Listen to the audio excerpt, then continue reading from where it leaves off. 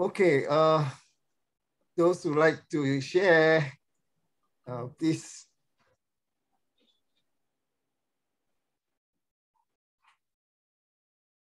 Yeah, like you said, definition of tear is great.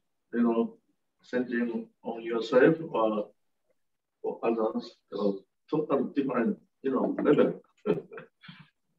We are far away from the heart of God. Okay, thank you. Yeah, great realization of this. Yeah, thank you. Yes. Okay, just now, I did not record the testimony of when you shared, yeah. But anyway, I have something important to share this morning. So if there's no one who would like to share anymore, I will start. Is that okay? On 8.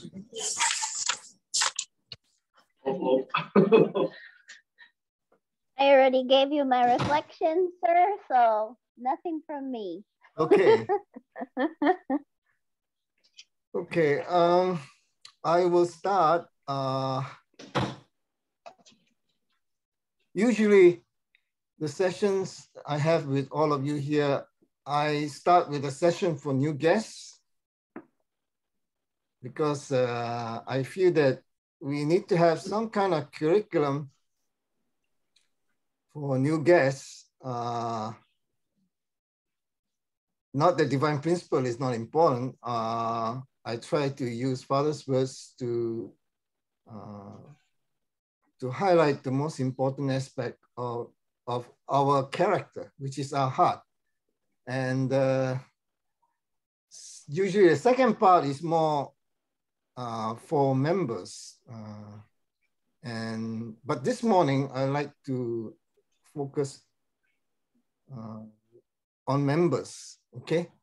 I will give another presentation for guests, centering on the same topic that I'm going to share this morning. But this session is essentially for members because I feel that there's a lot of wrong understanding that is hindering us from having this direct relationship with Heavenly Parent and with true parents. So I feel that this content is very important and also very important for new guests as well. But I would like to focus this morning's presentation more for members rather than for new guests, okay? Okay, I will share my screen now.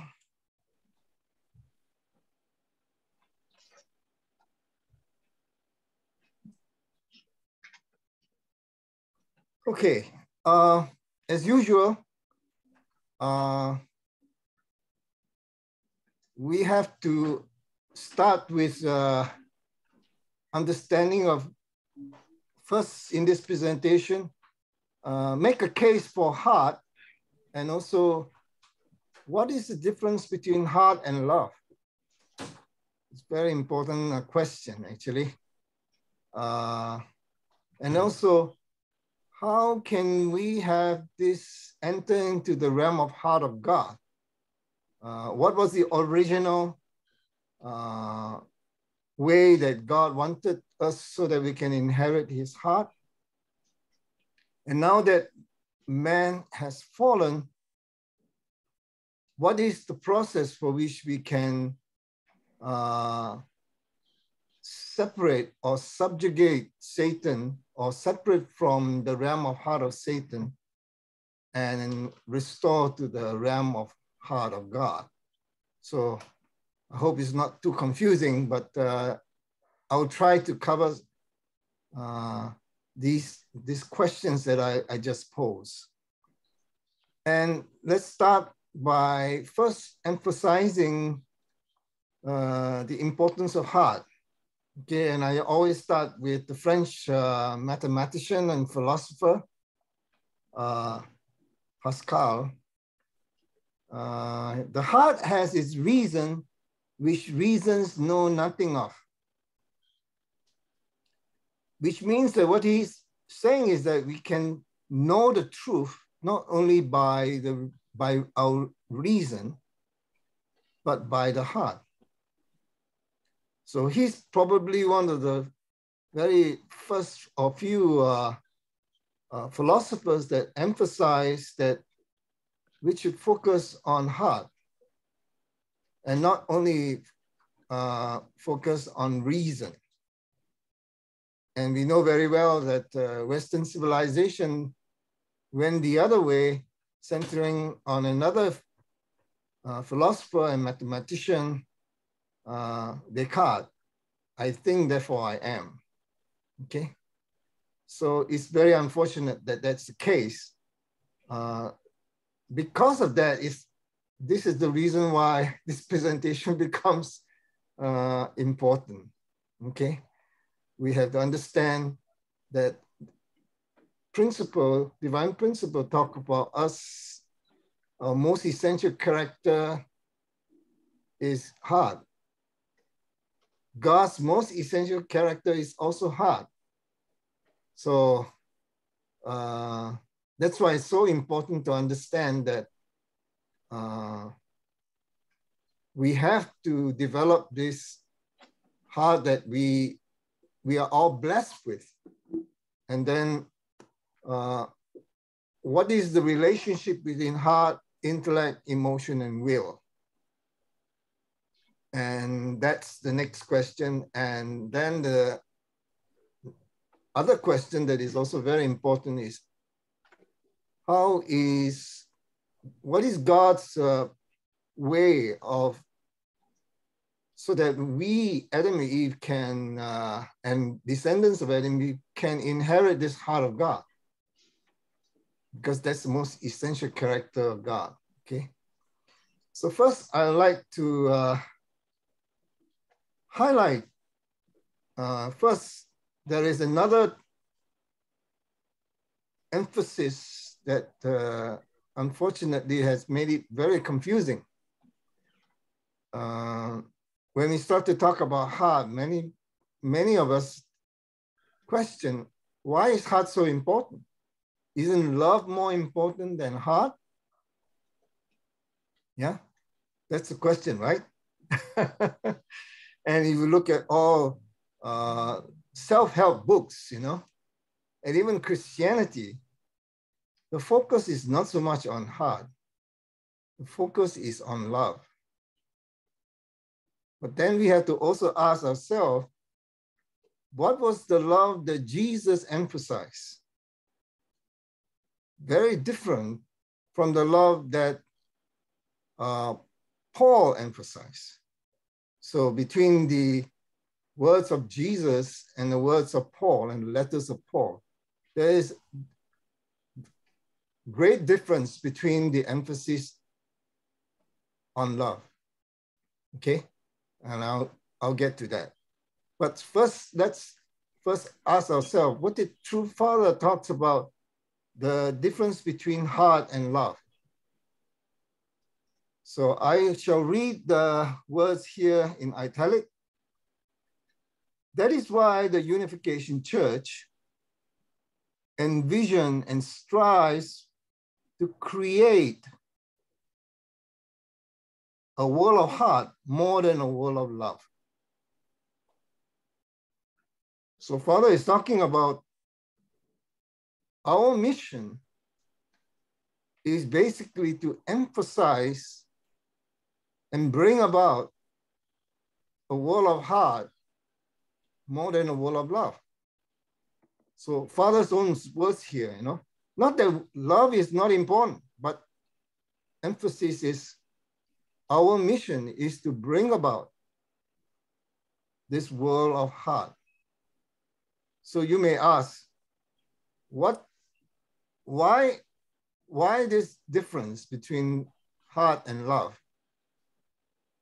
Why the emphasis on on heart then, okay?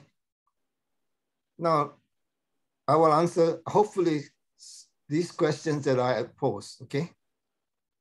Okay, if you look into Strong's Concordance in the Old Testament, interestingly, Old Testament talk about heart 666 times, 666. That's interesting. Based on King James Version, okay? 666. Satan took that number also, you know. Love is mentioned only very small number compared to heart, 124 times. So for every 5 times heart is mentioned, love is mentioned once. So that's Old Testament, okay? When you look in the New Testament, it's very different because love is mentioned more than heart, okay? Including Jesus, okay? So heart is mentioned 99 times, love is mentioned 157 times, which means that every 10 times heart is mentioned, love is mentioned about maybe 16 times, okay? So why the shift from the emphasis of heart to emphasis on love? Well, I can only say that the reason why love is emphasized, could be emphasized in the New Testament is because of the victory of love centering on Jesus on the individual level, okay? Not on a family level, national level, and other levels, okay? On the individual level, that's the reason why. But we have to also understand that when Jesus talked about love, what kind of love did he emphasize? Okay, I'll come to that very shortly. But let's ask ourselves, what is the relationship of heart, intellect, emotion, and will? If I ask you of heart, intellect, emotion, and will, which is most important? Not from your understanding of divine principle, but what do you think is most important? And most of us will say intellect. Because if you have intellect, you can go places in this world. You can go to the best schools, you can have the best job, and you can be successful. But if you say heart and emotion, oh, doesn't get you anywhere, okay? So we tend to value intellect more than we value all the other, especially the most essential character of us is heart. We don't value heart so much, okay? So the emphasis on intellect is very, very clear. There was one morning devotion that Dr. Young mentioned that a time will come when heart can be regarded more valuable than intellect. It becomes like skill set. That time is coming, okay? But at the present moment, people of heart don't get anywhere in this world, okay? So it's very unfortunate. And because of that, we need to clarify where does heart, what is originally God's plan in having heart as the most essential character of man. So this is the structure of our mind actually. And this is actually from Unification Thought. I was searching high and low for it. And I'm familiar with this understanding of the structure of the heart, but I was reading through Father's words and I couldn't find the diagram to understand, okay? So this is the diagram I feel that's very, very important to understand. And first, focus on this triangle here, which is the function of the mind. This is the intellect. I is intellect. W is the will, our will. And this is emotion for E. And heart is at the very center. Okay? So, where is God in this mind that we just emphasized? You could say, In the middle. huh? Oh, sorry. In the middle. Where is God? So, true father always true parents explain about everything is in a sphere. Okay? So, heart is above, God is above heart. Then it becomes a sphere, spherical motion. Okay? I don't want to make it too complicated because I don't have a three-dimensional mind as well. But just to give you an understanding of where God resides. However, we have to also understand that just as much as God is supposed to guide, but God is not just above heart, but God is residing in our heart. You understand? In terms of three dimension is above the heart. But in terms of where is God, God is in our heart. Okay? We are further complicated by the fact that we are descendants of the fall, Adam and Eve. So Satan is residing in our heart as well. But from a three-dimensional space and time, Satan is above heart. Okay? So anyway, heart is the very center of emotion. Emotion here, will, and intellect. This is the structure of our mind, our inner mind anyway, okay? So heart is the center. So centering on heart,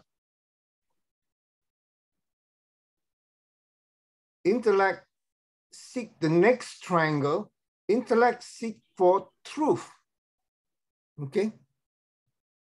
Now, truth is a value, okay? So values is the next triangle. Intellect, centering on heart, okay? The intellect seek for truth. But centering on our fallen heart, our corrupted heart, Satan's heart. Remember in the Bible, John 8:44, I believe, we are of our father, the devil. We seek for truth as well, but not truth centering on God. It's lies. Satan plant lies in our heart. So this is the difference, okay? So that's why the Bible says that our heart is deceitful above all things. We have to also understand we have that fallen heart, that corrupted heart, that, okay? Centering on heart, on will, we seek for goodness. We want to do good. But centering on corrupted heart, our will seek for evil. Okay? So there's goodness and evil. But most of us, when we are actually seeking for evil, we are deceived that actually we are seeking for goodness. But the result is actually evil. Okay? Centering on heart again, on emotion, emotion seek for beauty, B for beauty. We can see the beauty in others. Very difficult to do that. Isn't that true? We can feel the beauty of the world. Even that is not easy. Okay? But it's easier to find beauty in creation than to find beauty in one another, especially our spouse. And then our children. Okay? So the beauty is a value that comes from our emotion, centering on heart. Okay? So goodness is a value that comes from our will. And truth is the value that comes from our intellect.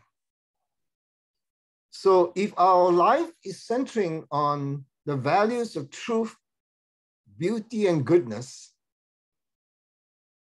we experience joy and happiness. Joy for Heavenly Parent, and joy for us, and joy for our spouse, and joy for our children, then joy for ourselves. These are the values, okay? And then centering on the third triangle here, when heart working through our emotion expresses through our emotion and beauty is the result, then we create all kinds of, you become a man of art. So art doesn't mean drawing, sculpturing, you know. If you can live a life where you can see the beauty in others, you are a great artist. And you express that through songs, through poetry,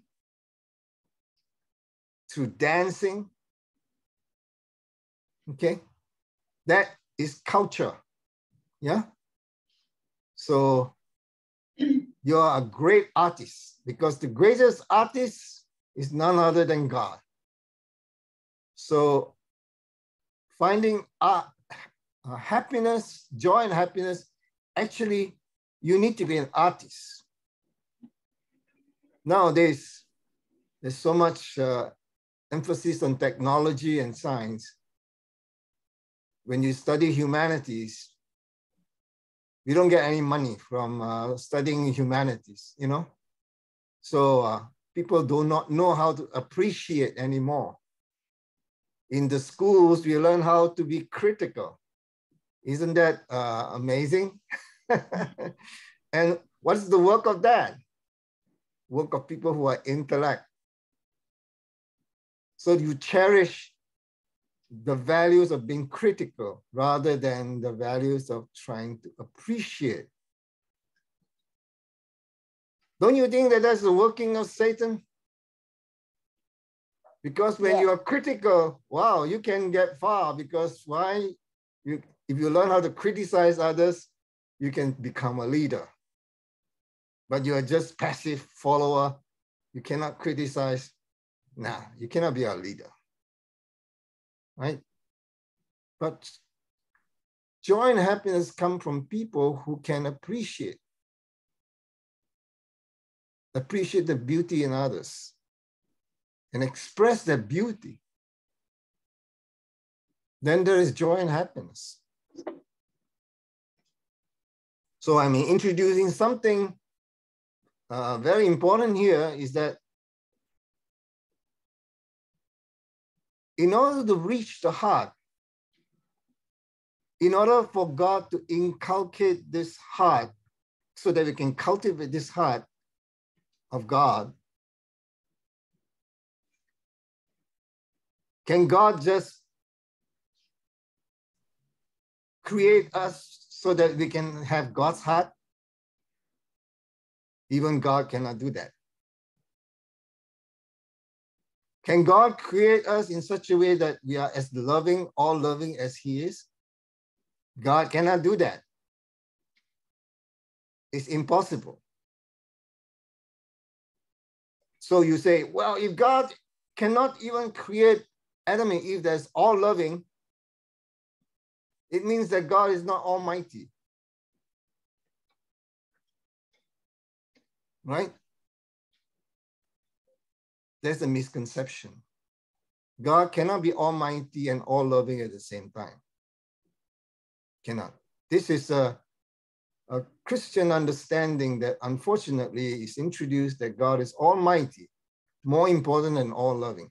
If you say that God is all loving, God cannot be almighty. Correct? You can't. You can't have God almighty and all loving. Why?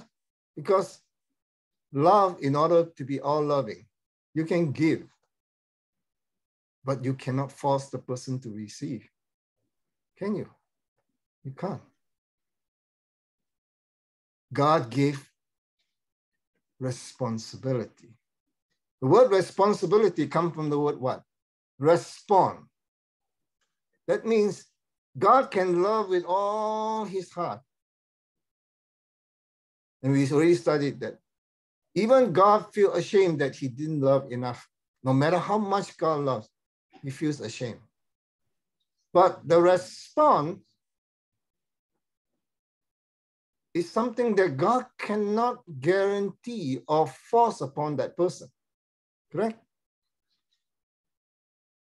And what's the purpose of giving man's responsibility then? So that they can respond to the love of God through beauty. So there's a love and respond to beauty, right? Because God wanted Adam and Eve to inherit his heart, to inherit his all-loving nature. Okay? So in this sense, there is, how is it that God is going to cultivate this heart and bring about this all-loving nature that God has? That's centering on not only heart, but centering on principle. The principle of responsibility. That Adam and Eve has to respond, has given the choice to respond to God.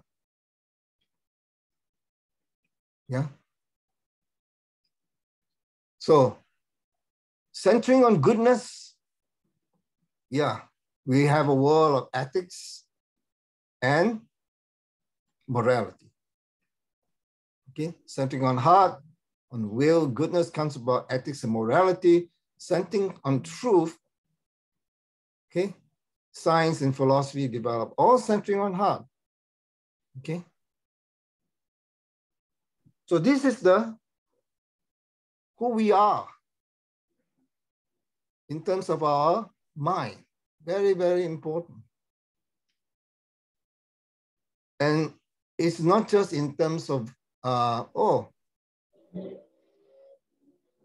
value in terms of materialistic. If you measure value in terms of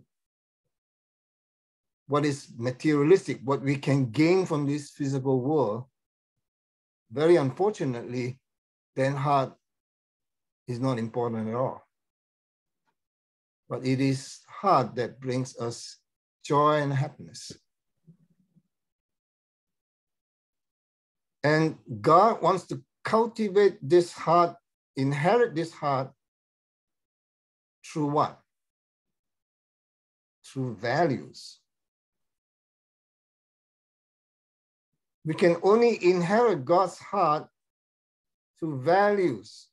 of obedience. Now I'm going to introduce something that is in a family pledge. Absolute faith, absolute love. The word love is here as a value, absolute love, and absolute obedience. So you already can see where love is and where heart is. Okay? Heart is not something that God can create man with. It's something that you inherit from God, but also requires man's responsibility through certain values that they will choose to unite with God. They will choose not to hurt God. They will feel for God. Very important understanding here. Okay? So it is through values that God wanted to, so that man can cultivate heart. Man can inherit God's heart. And if you really read Father's words on the absolute love, absolute faith, and absolute obedience, at what point we will absolutely inherit absolute faith, absolute love, and absolute obedience? You know at what point?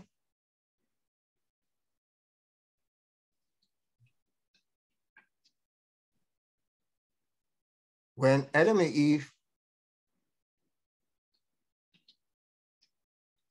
had their first love relationship, centering on God's blessing. That is absolute sex. Another day I will talk to you about absolute sex. But it is first love between Adam and Eve that God can bless them in marriage. That first love and the coming together of man and woman in terms of sexual organ, uniting, that's when they can inherit absolute faith, absolute love, and absolute obedience. Which means that from that point onwards, they are one heart with God. They inherit the heart of God. But before that point, God gave the commandment to Adam and Eve. Some even go so far as to say that God is the cause of the fall. If God did not give the commandment, or God did not create an archangel, there will be no fall. Right? But that's a wrong understanding. It's because they don't understand that for us to inherit God's heart, inherit God's love, is centering on values. You understand? We talk about just now the value of, being critical. Nowadays in school, we teach people how to be critical,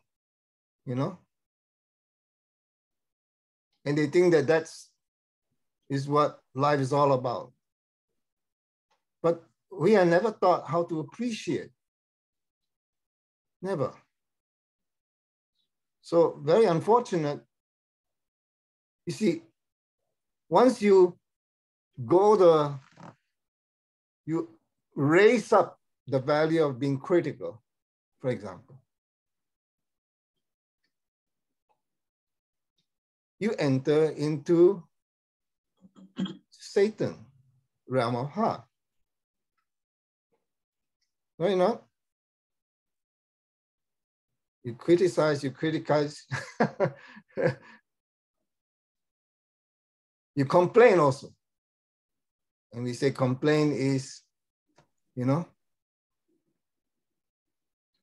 And if you, next point I'm going to mention is very important, and some of you are not going to be very happy with it. If you focus on love,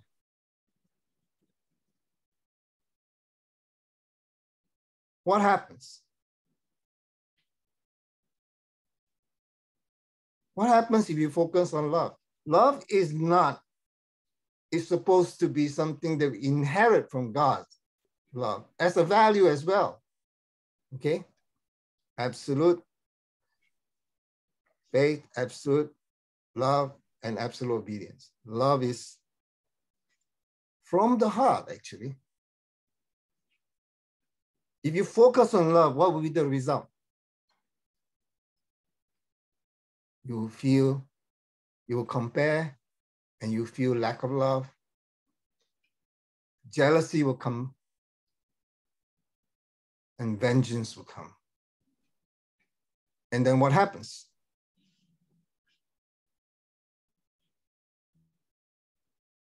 Disorder of love. Disorder of love. Isn't that true?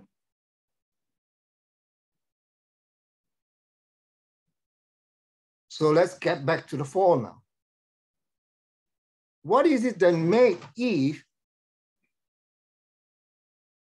unite in heart with Satan then? Here again, you must understand, it is through values, not anything else.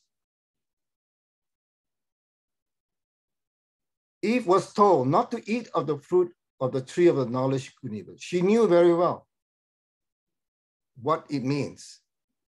This is from God. And what was her response? Her response is, not only must you not touch of it, you mustn't eat it. Not only must you not eat it, you mustn't touch it. Touch what? Touch the fruit? What is the fruit? Sexual organ. So Eve knew God's commandment very, very clearly. That was in conversation with the archangel.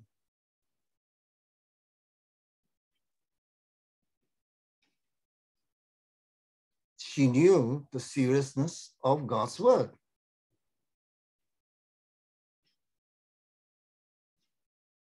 She was being very obedient. But what did the archangel do to deceive her? Using another expression of God's heart, which I talked a little bit about, that True Mother emphasized a great deal, the filial heart. The archangel said, you become like God. So if you eat of it, you become like God, which is something that Eve aspired to become like God. So from her filial heart, not yet expressed in full yet. But the question is, how was the archangel able to win over the heart of Eve over God?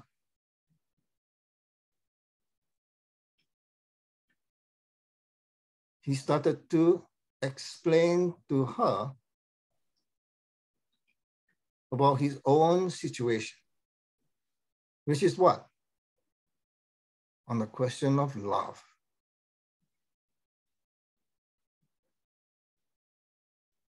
Then what happens to Eve? Eve said, this is not fair. How could God love you in such a way? Not fair. What is unfairness? The value of unfairness becomes very important. Obedience becomes questionable now. The value of justice very, very serious here. So it is the value that brings us unite in heart, that our heart becomes moved. We are touched through values. What it means that if you want to reach the heart of someone, and Satan knows this clearly. How?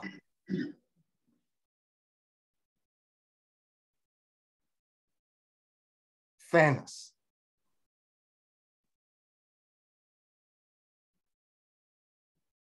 Do you know that homosexuality, in one generation, 20 years, to President Obama, homosexuals are now mainstream. Yeah. Mainstream means what? Acceptable. So now we have great confusion. A man can change into a woman, and then they dominate the sports, which is happening now. Yeah. And they have equal rights to be legally married, man and man, woman and woman. How do they do it? To the values of fairness. It's not fair to be marginalized, to be ostracized. It's not fair. So young people today, fairness is so important. Whatever is in the Bible or what is right and wrong, thrown out the window, because fairness becomes very important.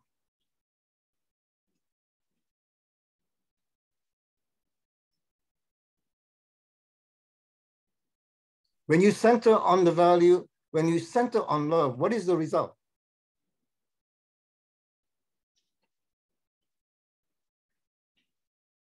When you center on love, especially husband and wife, when your main focus is centering on love, what's the result? The result is what Archangel felt. It doesn't matter whether the person is God Almighty or God All-Loving. God is unfair. In that sense, God is not loving enough. We judge God. Centering on love. My husband is not loving. Because why? I cannot feel his love. If you center on love, the standard of love is centered on who? Centered on Archangel. Fallen Archangel means what? Love is according to what I feel. If I cannot feel that you love me, your love is not good enough. You're not loving. You can judge the person. Isn't that correct?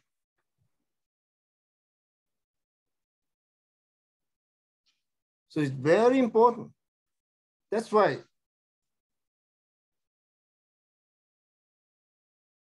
the value of filial becomes very, very important.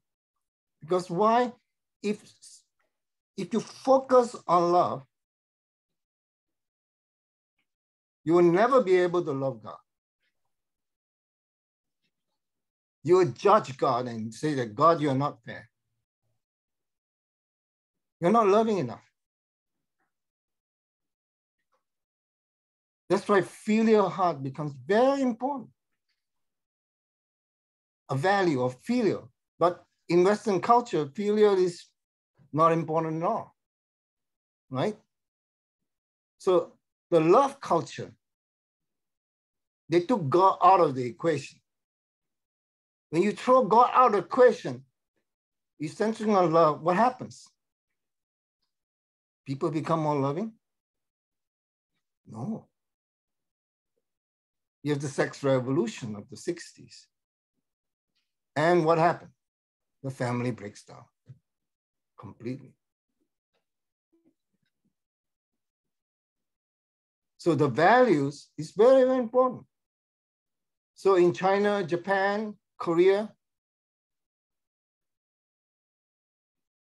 you take God out and you don't emphasize filial piety. What happens? Children don't care about their parents. They feel that their parents didn't love them enough. Then what happened? Family breakdown, marriage. What's so important about marriage? Love, free sex. So that's the outcome,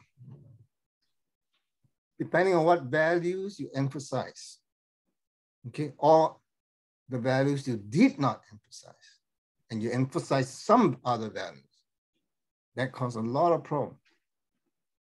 Now, when you consider what Jesus spoke, this presentation is going to be a little bit longer than normal. I usually try not to speak more than 20 minutes, but because it's a very important understanding that you need to have, I'm going to go a little bit longer. I hope I can make it in 30 minutes.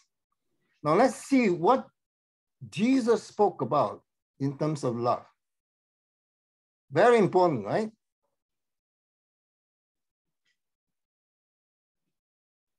Jesus, when he spoke about love, what did he emphasize? Paul did not emphasize this, but Jesus emphasized. This is King James Version, Matthew 22:37.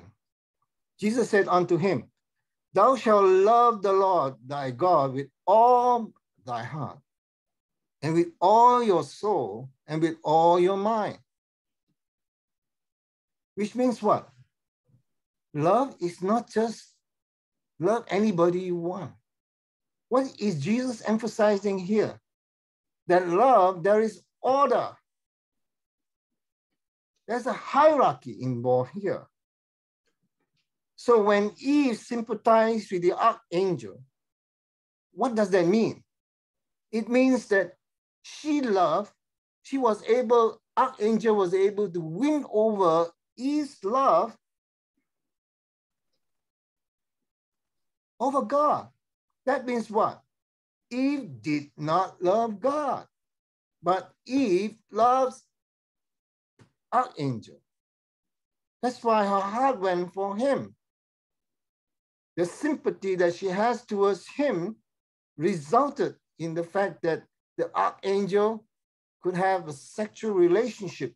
And here again, love is sexual love, is not any other kind of love. And because of that sexual love, sexual sin, ownership comes about. Ownership.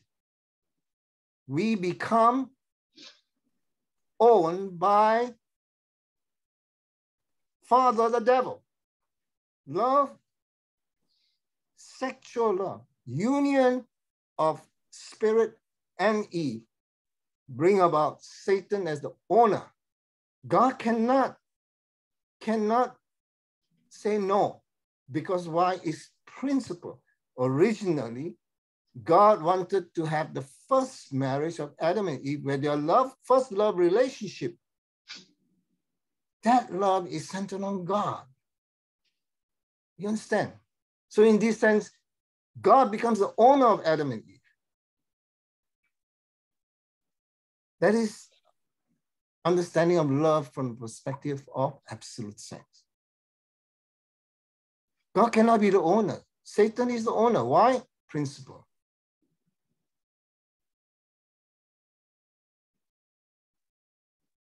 That's the first commandment, to love God. And Jesus said, second commandment is what? To love your neighbor.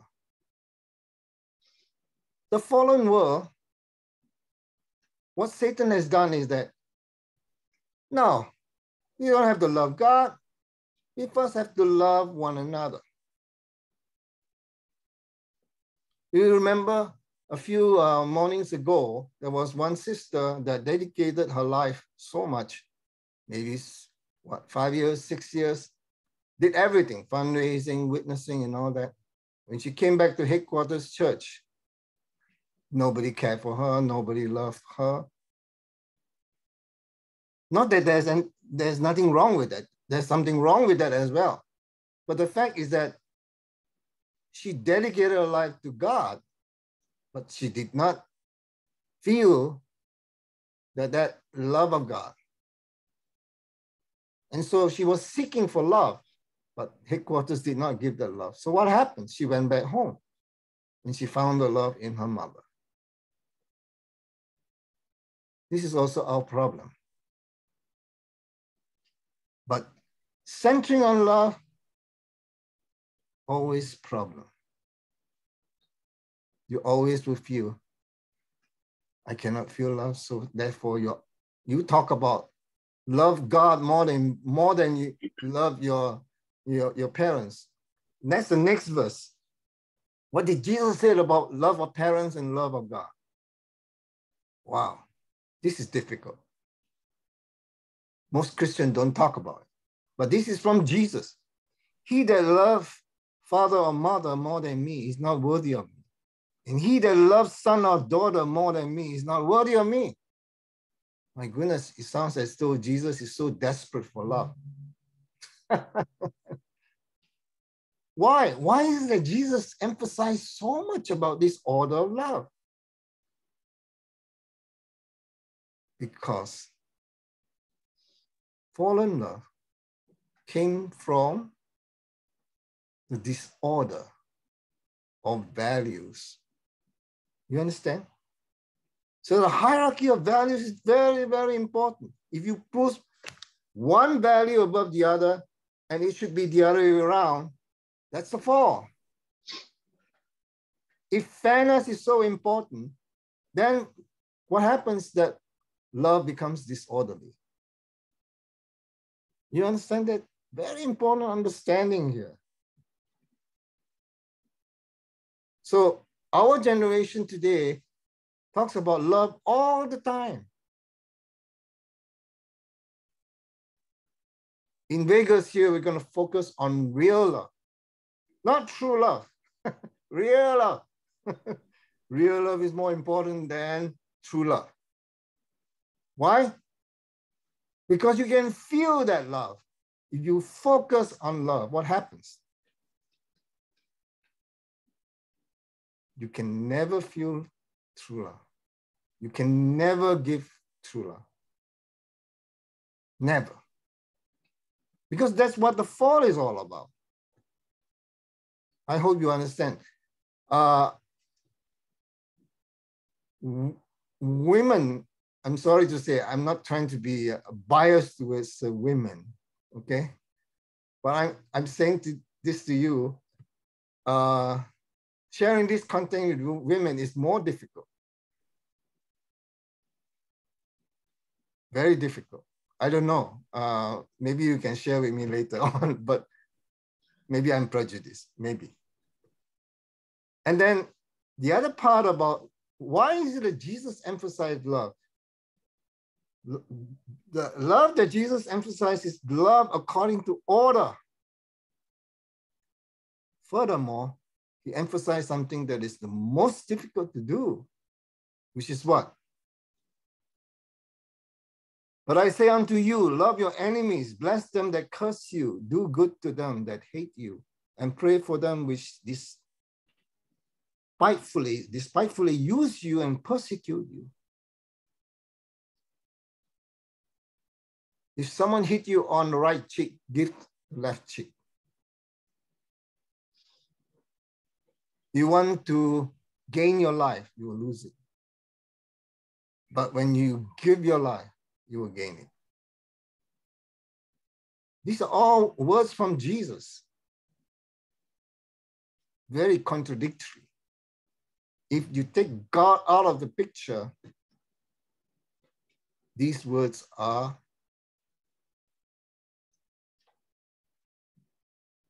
Foolish. Completely foolish.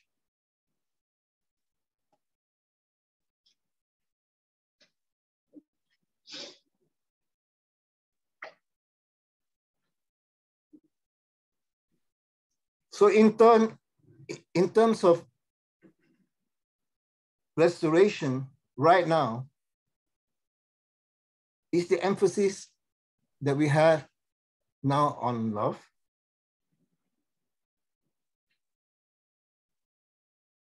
In many ways, most of us don't care for one another.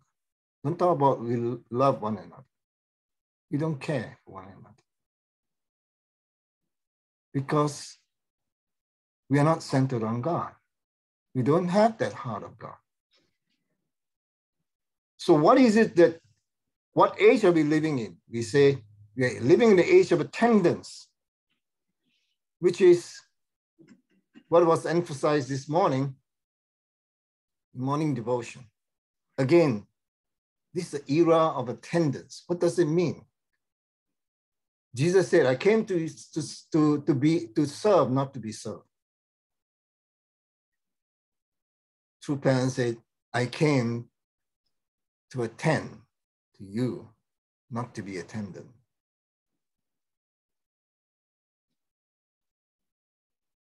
So this is the age of attendance. What does it mean? Develop sensitivity to others. The best way to witness is what?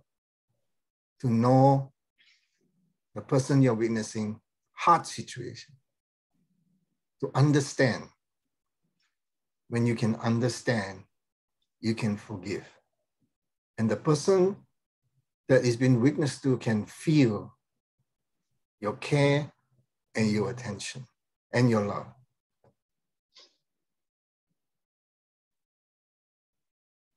This is how we can realize love in our life. We don't emphasize love so much.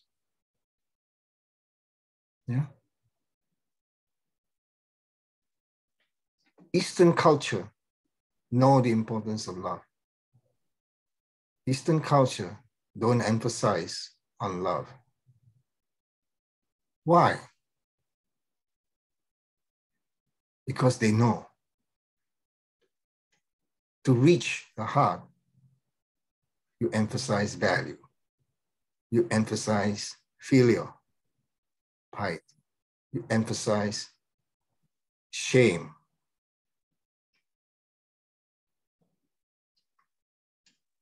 That has kept the family intact for thousands of years. So we have to emphasize the values. You emphasize love, you will see no love. You cannot feel love and you cannot love.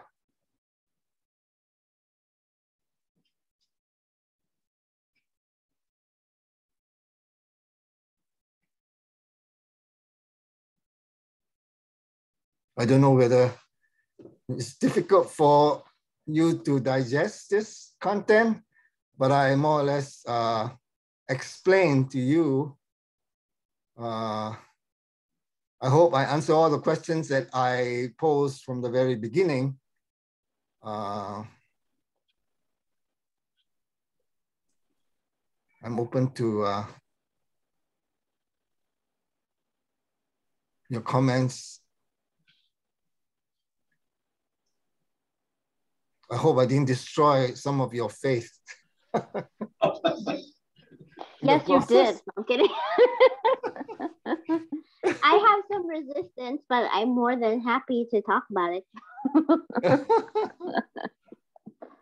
If you don't want to share with everybody, you want just to talk to me, it can be arranged. Well, okay, some of it, yes. But some of it, I'm fine to share. Yeah, I mean, maybe it's because my background, right? Like, I'm obviously speaking on behalf of the West and people of Christian background and women. So I understand that it might be heavily based on those things. But Yeah, I guess one thing is I understand what you're saying about if we emphasize love, then what we end up getting, the result is actually like, comparing, judging, da da da. But I'm feeling like, but that's because we're fallen. Because if we understand actually what God's love is, then if we have this kind of transformation of heart, right? Wouldn't the result be more something closer to God's love, which is not those things, which is accepting, which is believing, which is, that kind of thing?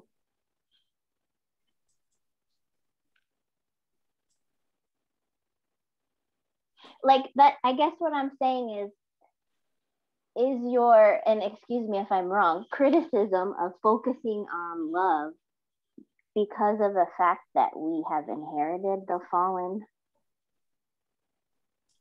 heart of love. You know what I'm saying? Mm-hmm. Well, I'm just highlighting the very important understanding about how the fall took place. Right.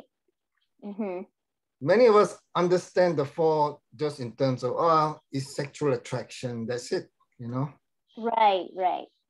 We don't understand the dynamics that led Eve. Yeah. That's what I'm highlighting.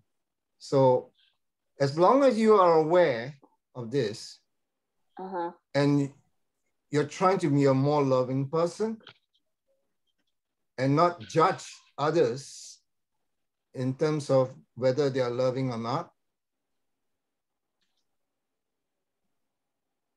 yeah, that's fine. Okay. But the thing is that too, most of us tend to, when they focus on love, it means what?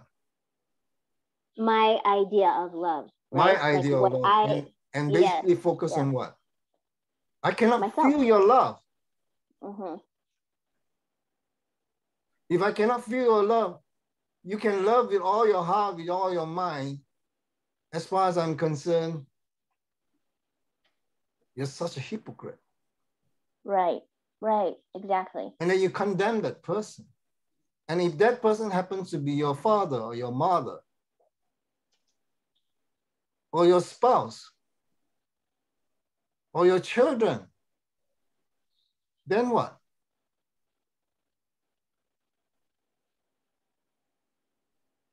And isn't that how the fall took place and how it's multiplied down the generation to generation? Yeah, it destroys everything. Destroys everything. I cannot feel your love. Right. God, I cannot feel that you love me. You're dead as far as I'm concerned. All this ideal. The sister went back home and felt mother's love. Yeah.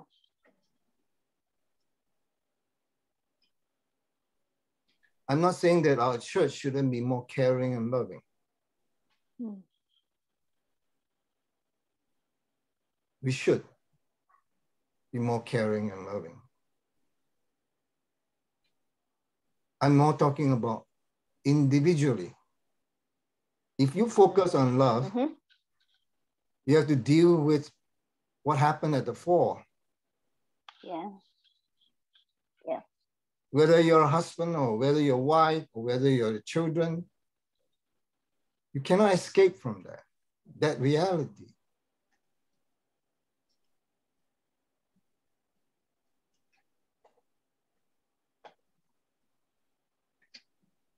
So we should focus on what? We should focus on things that focus on us making the effort, cultivating heart. Yeah. Then we don't have to blame anybody. Love, oh my goodness. Yeah. Well, because what you're saying too is basically Lucifer was kind of changing the focus of love from God to, hey, look at me. So then Eve also said, hey, look at me, like my situation, so at the heart of how we love is always like that. If we're, very naturally, and unless we are very careful and we know this, we can't many times see it, is my understanding, and from, yes, my own reflection of myself. Whereas God doesn't have that kind of inclination at all, right? Like his love is never about himself, actually. Exactly. Sorry, sometimes I'm a little I'm a lover of love. So I can, I'm aware of that. That's kind of my character. But yes, definitely has to be the right kind, centered on the right values. That's why I was a little pushy, but thank you for the clarification.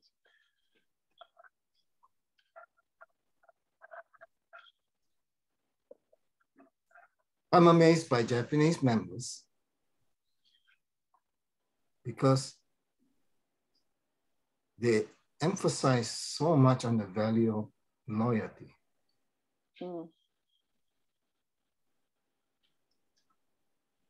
That's why they survive.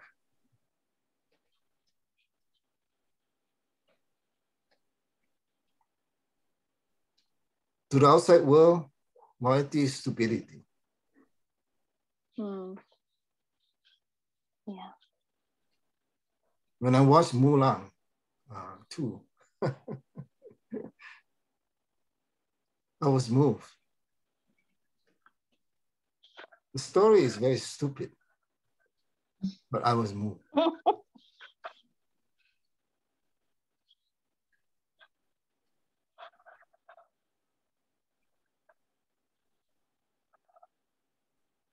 So I really don't know. What kind of values do we try to cultivate in our children? And what kind of values do we cultivate ourselves? And it's a cultural war, because what happens is that we uphold certain values as precious, but our children have a different set of values altogether that they pick up from their friends, from their school, from their teachers. So there's a clash here. It's not clash of civilization, but clash of values.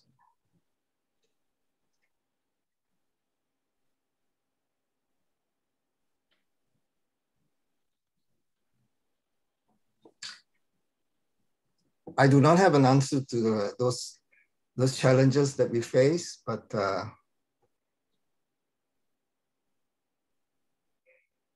so any other comments?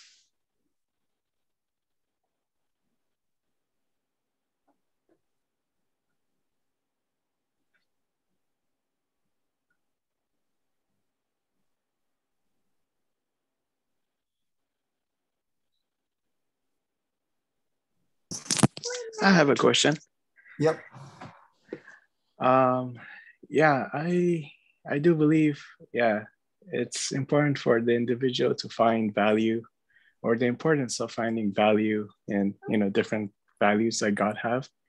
So I was wondering, for somebody who doesn't, for example, let's say if I don't know the value of humility or shame as strongly or as importantly, what is the first steps that I could take to be able to cultivate that kind of heart? Or I understand from today's lecture, it's important to focus on heart rather than love to be able to find God's love. So I was just wondering, what do you suggest? beginning steps to be able to cultivate, finding value on God's values or finding the right kind of heart. Thank you.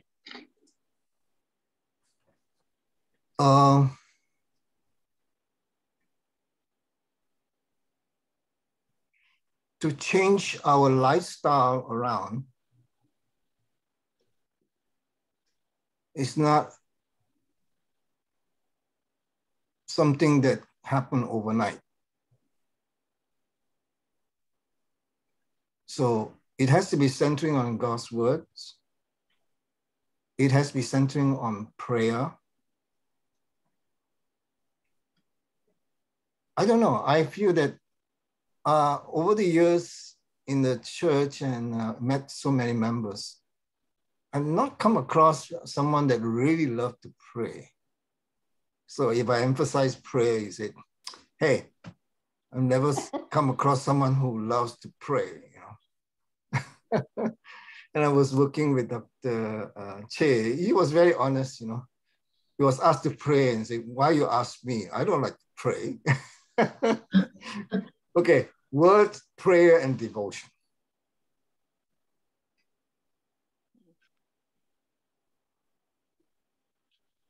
So hunduke, some people call it brainwashing session. Unfortunately, the Jewish people are called people of the book. You may not realize that whether they are in the plane or whatever it is, they will come together and study. So they have been maintaining this tradition for many, many thousands of years. It's what we call hunduke. Don't think that hunduke is invented just recently. No. We need to have some kind of devotion. Then through God's words, through parents' words, including the Bible, obviously, hunduke and prayer and devotion, we can inculcate those values that will bring us to the very heart of God and bring God to reside in our heart. I don't know whether that answers your question. But if you say, what are the values? Well, these are the values that I believe that can transform our heart,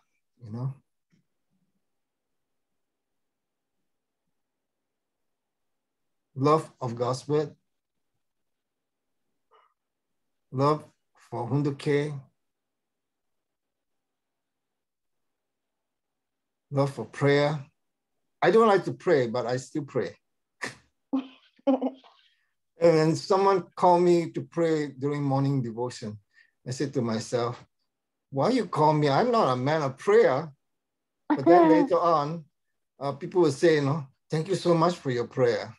I don't know whether they're saying it because out of routine, But I have others that say that, hey, thank you for your prayer. From people that I know for many years, but they're not in morning devotion Zoom. So yeah, and then devotion, So I live in Vegas, so I get up early in the morning. For me, it's an act of devotion. Many times also, actually I have not got sick. I got sick two times over the last couple of months. And yeah, because I make effort to wake up for morning devotion here, which is 2:30 in the morning. But for me, is that, it's the devotion that I committed myself. And because of that devotion, I can feel God's heart, God's love, and God's words can come alive in my life.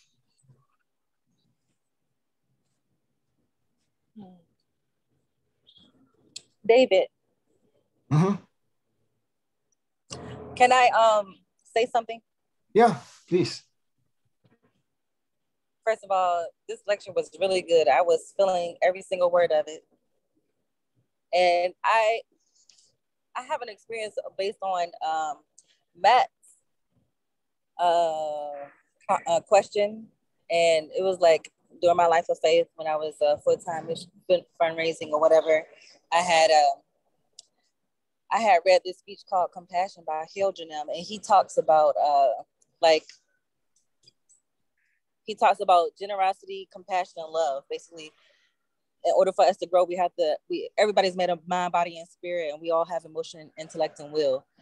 And how we grow is through the formation, growth, and perfection stage. And he said, like, love is like the perfection stage. Compassion is like the growth stage, and then being generous is just the physical level. And so just like you were saying about devotion, like sometimes, in my experience, I feel like sometimes you have a goal, like I want to be like that, even though you're not there. Like I want to have this heart. I want to have this, I want to learn how to be grateful or whatever. I want to learn how to be humble. You have these goals that you try to attain because you know that these are attributes of God that you want to inherit.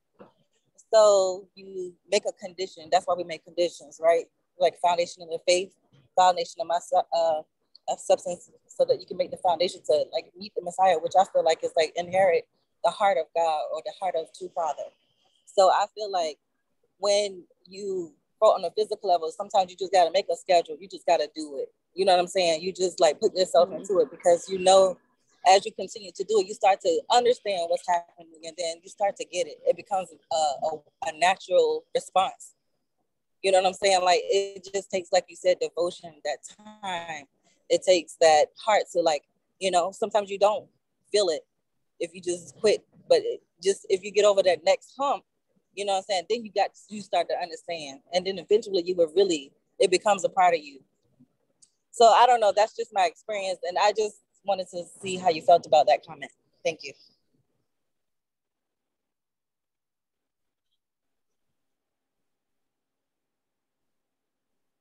It's all good. I do not know what I can comment on your comments.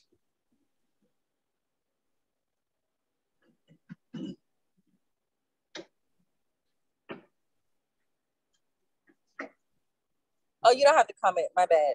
Okay. That's how I felt when you were talking. That's what I was. See. Okay. That was when Matt asked the question. I felt like that experience that I had helped me just by what you were saying in your lecture about emotion, intellect, and will, and all of these like trying to inherit these like love attributes from God. This heart. That was my experience. That's what I'm saying. Mm-hmm. I don't know how to explain it. You're also kind of this is my feeling, sorry. That Darlene's my best friend. So I think she's also giving a suggestion for Matt, like on maybe a practical way of how he can start to apply some of the things we talked about in terms of sometimes like word, right? Hundoke or devotion or prayer. In the beginning, if we do it, it might just feel like a duty or something, but through some kind of time and continuance of developing it, then she was able to experience it more deeper. So I think maybe she's offering that as a way for Matt to apply it.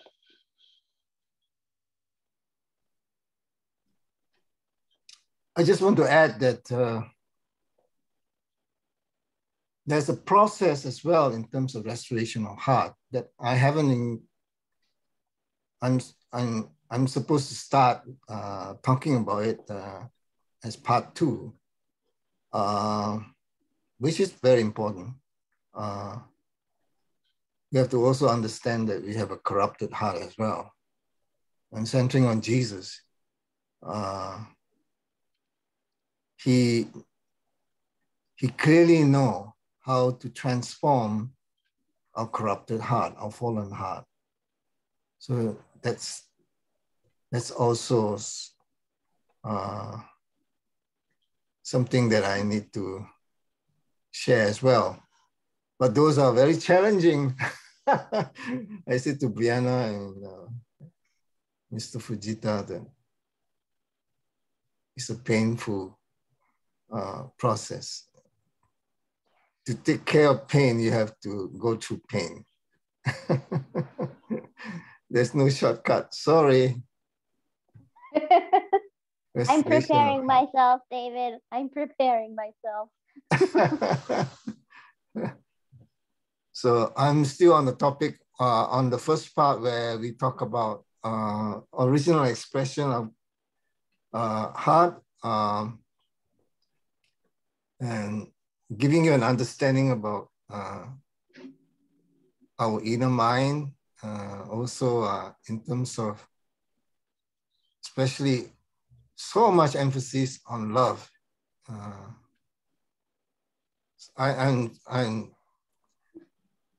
I'm so concerned that there is too much emphasis on love.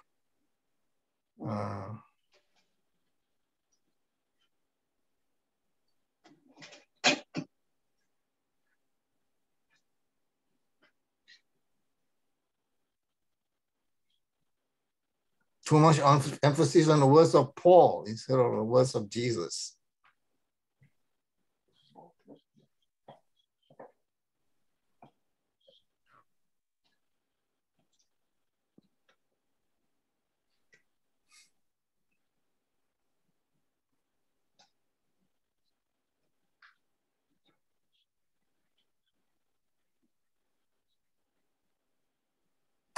Okay.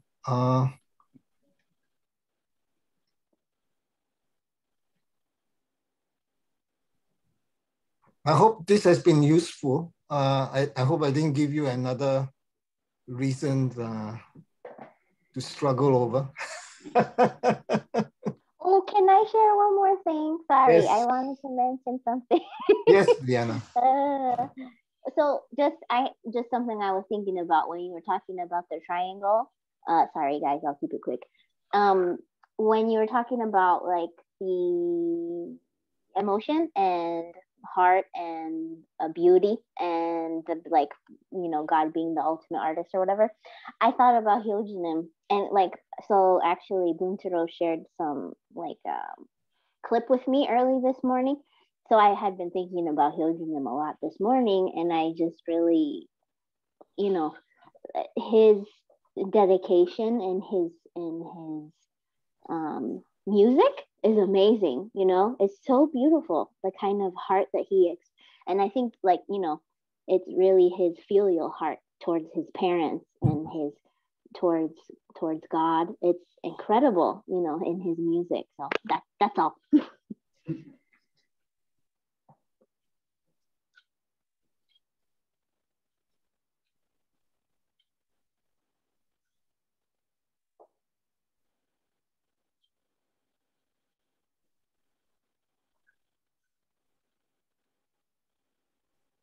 Hyojinim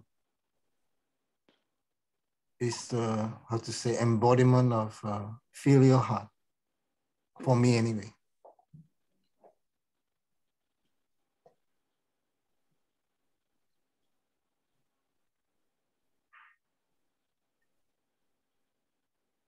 One Korean leader said to me, the wife said to me, because of Hyojinim, we have hope.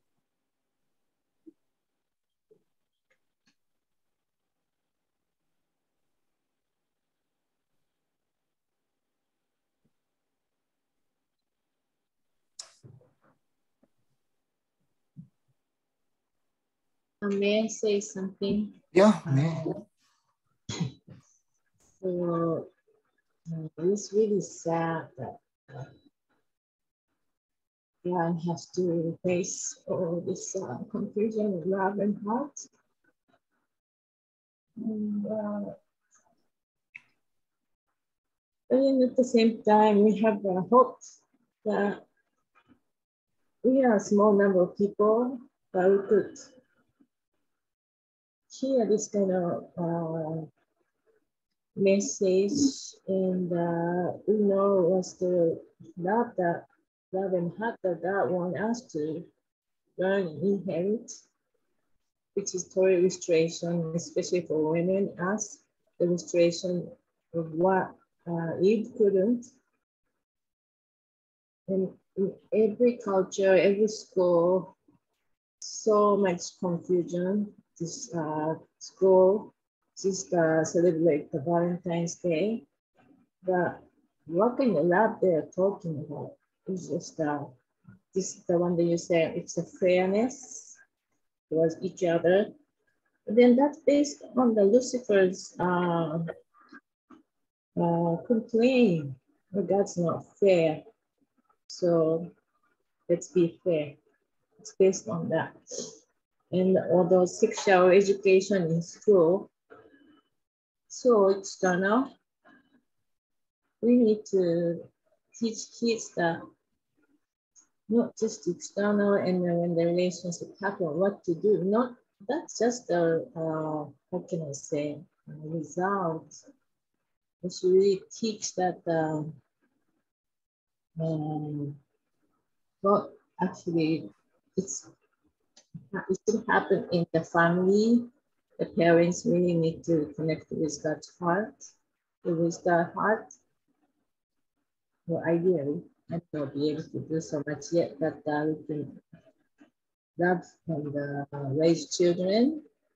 And in there, if we can share what the heart was others, before that we need to know that the heart and love of God. And we should, kids need to know what true love is before they, step into some kind of relationship. But without teaching that, they just encourage love. Especially those media is so crazy right now, more than before. So sick. Yeah, but anyway, as I say, we have a hope because what's your parents? A restoration course individually, and also as family, and as this whole culture and whole world. So I'm so grateful that I could attend today and learn many things. I still need to watch the recording again to deep my understanding more deeply. Thank you. Thank you. Yeah. I just want to say that I haven't spoken so much about this and this content in terms of family. Okay. Jesus was victorious on an individual level. So I just focus on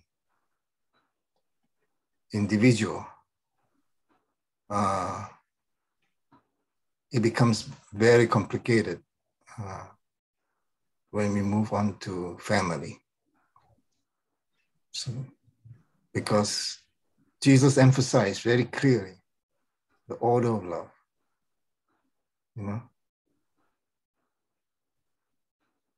But when it comes to restoration of family, order of love also is very, very important. Father doesn't use the word order of love so much because he knows man is also fallen as well. And what is it for me interesting is that Father said that after the fall, the only heart that is manifested is parental heart,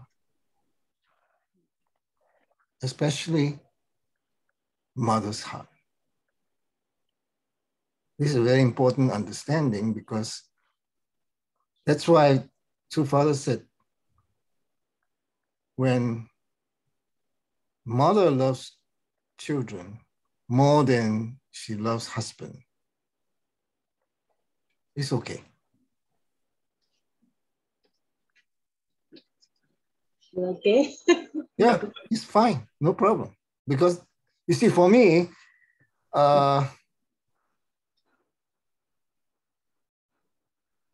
when mother loves children more than husband, we know very well that when we are blessed, we are called to love God more than we love our spouse. Okay?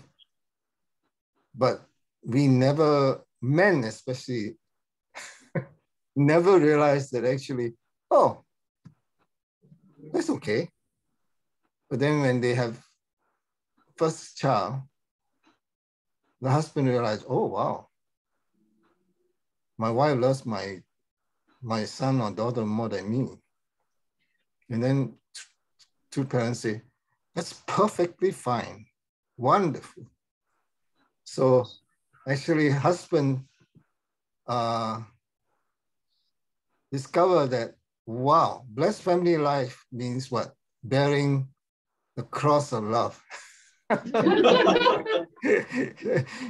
Women doesn't talk about the cross of love at all, because they naturally want to love their children. Yeah. So husband understand the cross of love from day one. Their first child is born. Good luck to everybody. So I said to myself, oh, all these young couples, wow, they're getting blessed. I say, they don't know what they are getting into. They are courageous warriors, especially the men. Of course, the women as well, because they will also go through a lot of struggles because of this dynamic. So I'm not going to dwell into this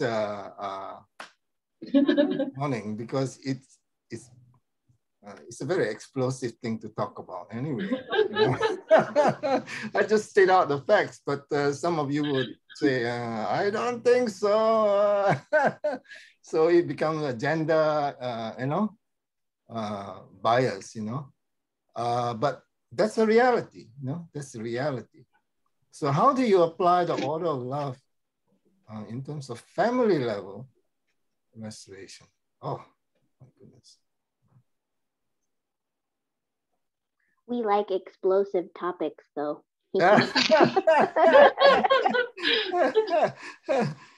You see, fortunately, I see as a cross of love, so I have to somehow understand that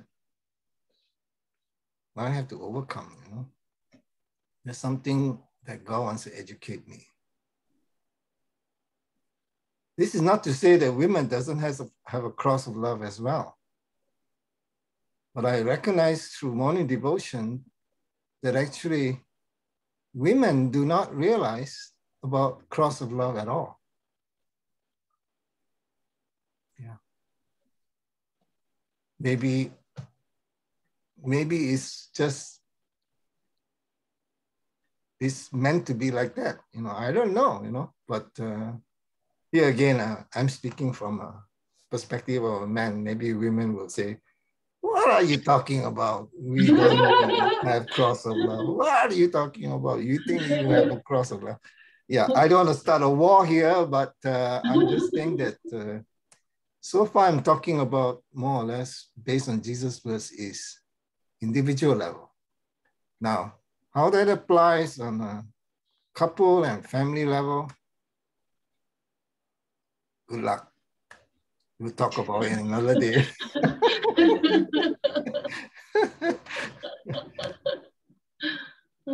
We have enough wars and conflict. Yeah. Thank you so much.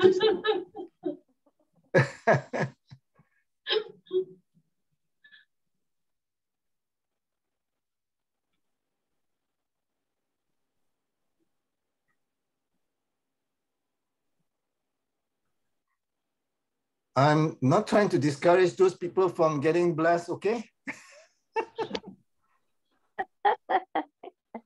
I'm trying to encourage that you should receive marriage blessing, not because of the challenges, but because it's a marriage blessing.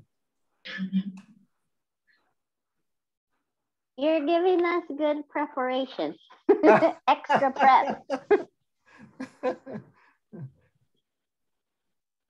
Well, I'm definitely a better person in terms of character because I'm blessed.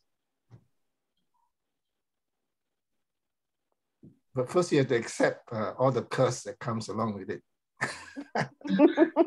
and turn it into blessing. Restoration of heart. Thank you very much. Thank you, David. Okay, Uncle David. I think that will end today's session. I'll see you all next week. Thank you. Thank you. Thank you. Bye.